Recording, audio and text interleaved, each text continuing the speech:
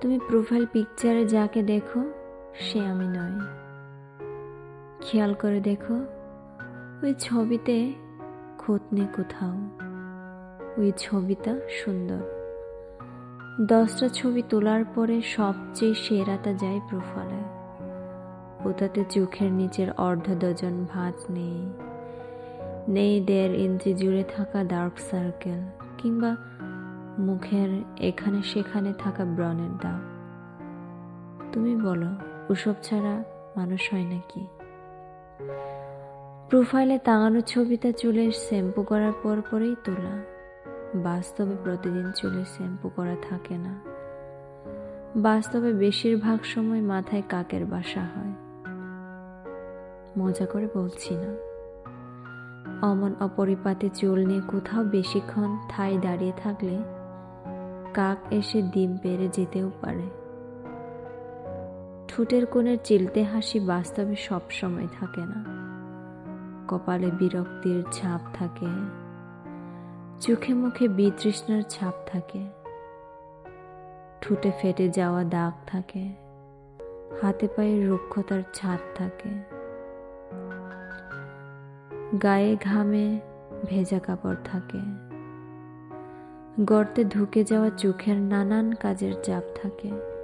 থাকে সে অপ্রাপ্তির গল্পটা যেটা তুমি প্রোফাইল পিকচারে ধরতে পারো না। বিশ্বাস করো, প্রোফাইলের হাসি খুশি মানুষটাকে বাস্তবে দেখলে তুমি ভয়ও পেয়ে যেতে পারো। মনে হতে পারে যুদ্ধ কবলিত কোনো এলাকা থেকে আগত কেউ একজন।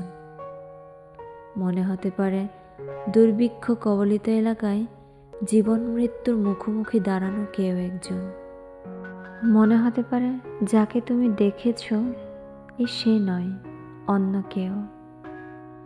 প্রোফাইল পিকচার এমন এক মিথ্যে কথা যা আমরা সবাই বলি। কেন বলি? নিজের জন্যই বলি।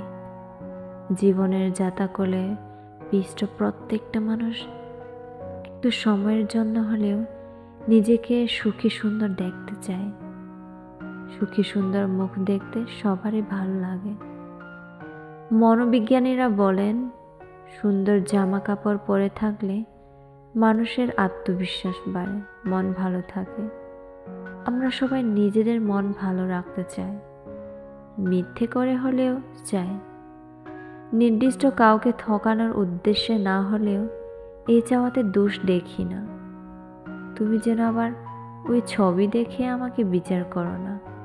ওই ছবিতে আমাকে যতটা সুন্দর দেখায়, বাস্তবে আমি তার ধার কাছেও নয়।